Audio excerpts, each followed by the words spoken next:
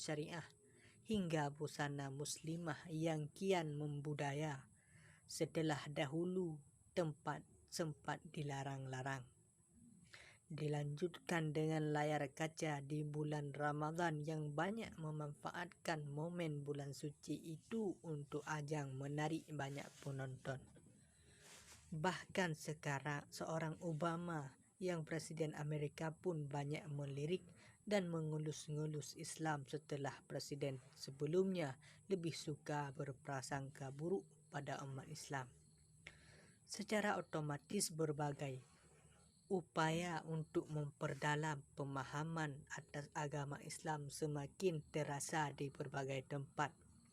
Masjid sebagai pusat ibadah ritual di kota-kota besar semakin rajin menggelar pengajian yang intinya adalah pengajaran ilmu-ilmu keislaman.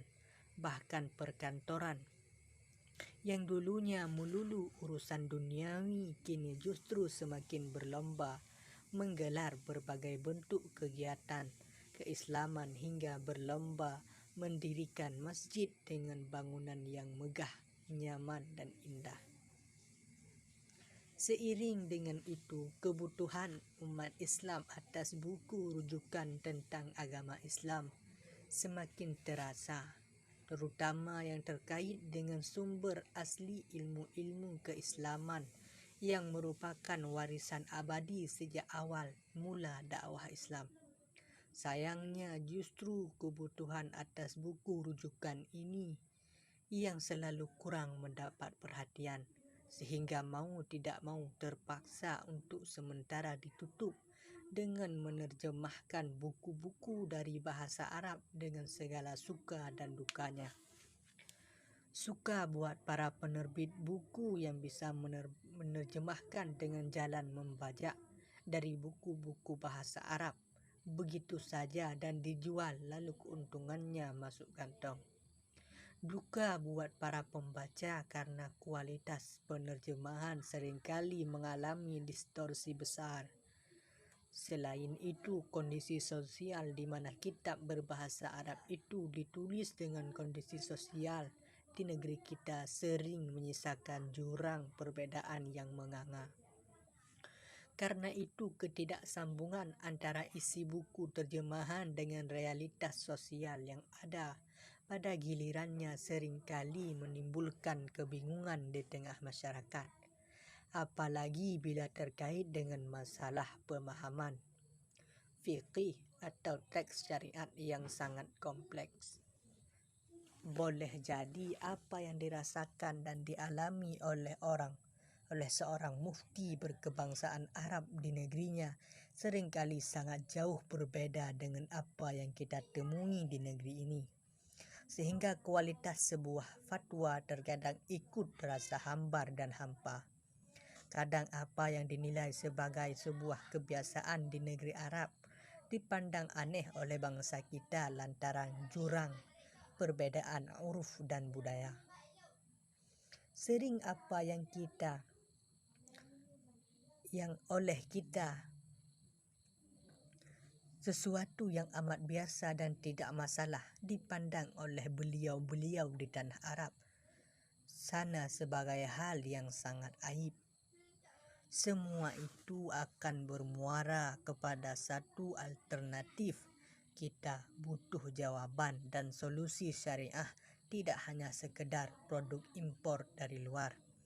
Kita butuh sebuah kajian yang ikut memasukkan faktor-faktor lokal di dalamnya.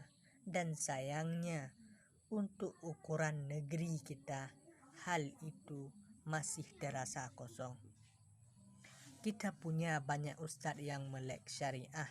Sayangnya kita belum lagi mendapatkan hadiah karya tulis mereka yang bisa langsung kita nikmati. Kita cenderung lebih menikmati pekerjaan menerjemahkan karya orang lain ketimbang memproduksi sendiri sebuah karya. Entah bagaimana hal itu bisa terjadi. Buku yang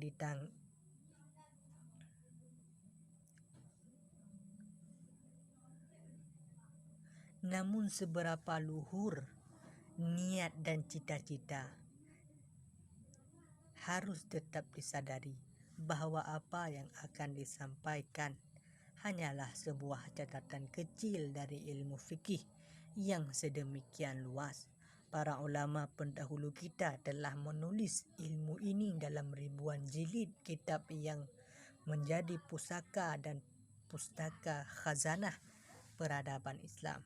Sebuah kekayaan yang tidak pernah dimiliki oleh agama manapun yang pernah muncul di muka bumi. Sayangnya kebanyakan umat Islam malah tidak dapat menikmati warisan itu. Salah satunya karena kendala bahasa. Padahal tak satu pun ayat Al-Quran yang turun dari langit kecuali dalam bahasa Arab. Tak secuil pun huruf keluar dari lidah Nabi kecuali dalam bahasa Arab. Maka upaya menuliskan kitab fikih dalam bahasa Indonesia ini menjadi upaya seadanya untuk melekatkan umat ini dengan warisan agamanya. Tentu saja buku ini juga diupayakan agar masih dilengkapi dengan teks berbahasa Arab, agar masih tersisa mana yang merupakan nas asli dari agama ini. Buku ini hanya merupakan pembahasan kecil dibandingkan kitab-kitab fikih yang telah pernah ditulis para ulama. Meski kalau ditotal dari jilid 1 hingga jilid 18, namun angka ini belum apa-apanya bila dibandingkan dengan kitab-kitab yang ditulis oleh para ulama terdahulu. Dr. Wahbah Az-Zuhaili menulis kitab Al-Fiqhul Islam wa Adillatuhu yang fenomenal, itu sebanyak 11 jilid atau lebih dari 8.000 halaman. Beliau bahkan menulis banyak kitab. Total halaman yang pernah beliau tulis tidak kurang dari 50.000 halaman buku. Manhaj, Muqaranah dan Wasatiyah. Sedikit berbeda dengan umumnya kitab fikih. Manhaj yang kami persembahkan adalah manhaj muqaranah perbandingan dan wasatiyah pendapat yang tengah-tengah. Yang penulis maksud dengan manhaj muqaranah adalah memberikan perbandingan mazhab dalam berbagai perbedaannya. Penulis berusaha untuk jujur dalam menyampaikan amanat ilmu dengan tidak hanya menyantumkan pendapat yang sekiranya sesuai dengan selera, keinginan atau madhab penulis, tetapi pendapat dari madhab atau ulama yang lain di mana mungkin penulis tidak suka pun tetap dituliskan. Hal itu mengingat bahwa ilmu fikih adalah padang pasir yang amat luas, sehingga berpandangan bahwa akan menjadi sangat berharga bila kita mempersembahkan secara apa adanya di tengah khazanah umat. Apapun yang pernah diijtihadkan oleh para ulama, suka atau tidak suka, cocok atau tidak cocok, tidak menjadi masalah. Tuliskan apa saja, apa adanya secara jujur, toh tidak ada ruginya. Yang penting apa yang penulis sampaikan itu memang benar-benar hasil ijtihad para ulama yang original dan telah memenuhi semua persyaratan sebagai mujtahid. Maka kalau ada di antara pembaca yang sampai rada pusing membacanya atau mendengarnya karena ternyata dalam satu masalah terdapat begitu banyak pandangan hukum dan mazhab, rasanya memang harus kami meminta maaf. Kami hanya bermaksud tidak hanya memberi satu pendapat saja, tetapi berupaya memberikan beberapa pendapat. Bila memang ada khilaf di antara para ulama tentang hukum-hukum tertentu dengan usaha yang menampilkan juga hujah masing-masing. Lalu pilihan akan penulis serahkan kepada para pembaca. Dan yang penulis maksud dengan manhaj wasatiyah atau pendapat tengah-tengah adalah bahwa tidak ingin membela mati-matian salah satu pendapat dengan menafikan atau malah menjelekkan pendapat yang lain, sebab karakteristik fikih Islam memang tidak saling mencerca pendapat yang berbeda. Sebaliknya, justru saling menghargai bahkan memuji pendapat yang berbeda. Toh tidak ada untungnya menjelekkan pendapat fikih orang lain, sebagaimana tidak ada ruginya merendahkan hati untuk tidak memaksakan pendapat kita kepada orang lain. Memang tidak mudah bersikap tengah-tengah di tengah arus kuat yang inginnya membawa kepada suatu pendapat saja. Tetapi rasanya memang harus segera diperkenalkan manhaj pertengahan ini, mengingat umat Islam tumbuh dengan berbagai mazhab dan pendapat para ulama.